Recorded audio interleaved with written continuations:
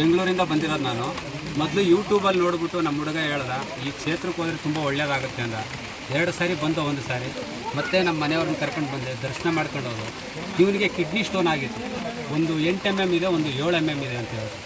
ಆವಾಗ ಏನು ಮಾಡಬೇಕು ಅಂತ ತೋರಿಸ್ತಿಲ್ಲ. ನಮ್ಮ ಮಿಸ್ಸಸ್ ಬಂದು ಆ ತಾಯಿಗೆ ಹರಕೆ ಮಾಡ್ಕೊಂಡಾಗ ತಿರ್ಗಾ 2 ತಿಂಗಳು ಬಿಟ್ಟು ಮತ್ತೆ ಸ್ಕ್ಯಾನ್ ಮಾಡಿದ್ರು. ಆವಾಗ ಒಂದು 2 mm ಇತ್ತು, ಒಂದು 1 mm ಇತ್ತು. ಆ ಡಾಕ್ಟ್ರ್ ಹೇಳಿದ್ರು ನೀವು ಚೆನ್ನಾಗಿ ನೀರು ಕುಡಿ ಹೋಗುತ್ತೆ, ಏನು ತೊಂದರೆ ಇಲ್ಲ. ಸುಮಾರು ಜನ ಹೇಳಿದ್ರು ಆಪ್ರೇಷನ್ ಮಾಡಿಸ್ಬಿಡಿ, ಏನೂ ಆಗಲ್ಲ, ಸ್ಟೋನ್ ಹೋಗುತ್ತೆ ಅಂತ.